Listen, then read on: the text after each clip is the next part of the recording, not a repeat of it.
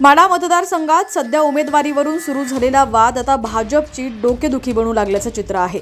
माढा लोकसभा मतदारसंघाच्या उमेदवारीवरून नाराज झालेले मोहिते पाटील यांच्या अकलूज येथील शिवरत्न बंगल्यावर मतदारसंघातील मातब्बर नेत्यांनी काल हजेरी लावत खासदार रणजितसिंह नाईक निंबाळकर यांच्या उमेदवारीला जोरदार विरोध केला होता।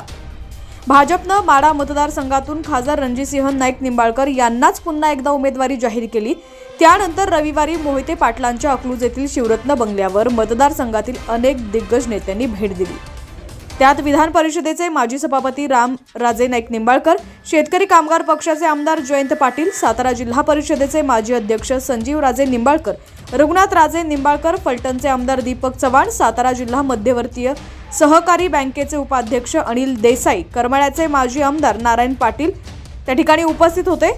त्याच पद्धतीने आज खासदार निंबाळकर यांनी देखील बैठक बोलवली। या बैठकीला 5 आमदार उपस्थित राहिले। यावेळी या आमदारांची चर्चा झाली।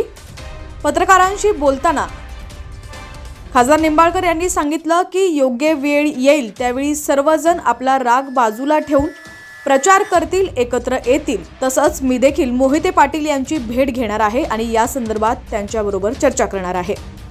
अशाच राजकीय घडामोडी पाहण्यासाठी HPN मराठी न्यूज चॅनलला सबस्क्राइब करा आणि बेल आयकॉनवर क्लिक करून नोटिफिकेशन्स मिळवा, जेणेकरून आमचे अपडेट्स लवकरात लवकर तुमच्यापर्यंत पोहोचतील।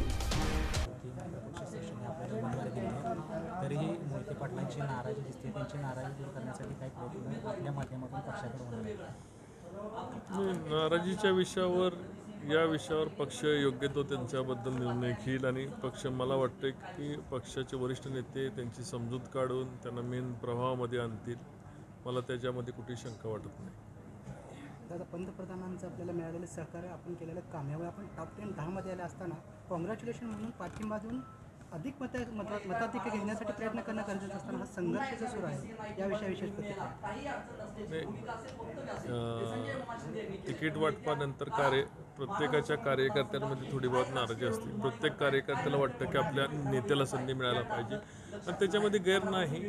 त्यांनी त्यांची नाराजी व्यक्त करणं आणि पक्षाच्या नेत्याच्याबद्दल असणारी सहानुभूती व्यक्त करणं याच्यामध्ये काय गैर नाही, पण योग्य वेळ आली की सगळे आपापल्या पद्धतीने या ठिकाणी महायुतीचा प्रचार करताना सर्वजण दिसतील। मला महायुतीचा उमेदवार करण्याच्या आधी पक्षाच्या नेत्यांना सर्वांना कळवण्यात आलं होतं की रणजितसिंह नाईक निंबाळकर यांना परत आपण उमेदवारी देतोय। त्यामुळे चर्चा करून मला वाटते आदरणीय रणजितसिंह मोहिते पाटील यांच्याशी पण पक्षाची चर्चा झालेली आहे। मला अडचण वाटत नाही, योग्य वेळी योग्य मार्ग निघतील आणि सर्वजण माहितीची एकत्र राहतील अशा पद्धतीने। आपण वैयक्तिक उमेदवार म्हणून मोहिते पाटलांची नाराजी दूर करण्याचा प्रयत्न मी निश्चितपणे भेट घेणार आहे आणि मला त्याच्यामध्ये काही कुठली शंका नाही की मोहिते पाटील सहकार्य करतील असं।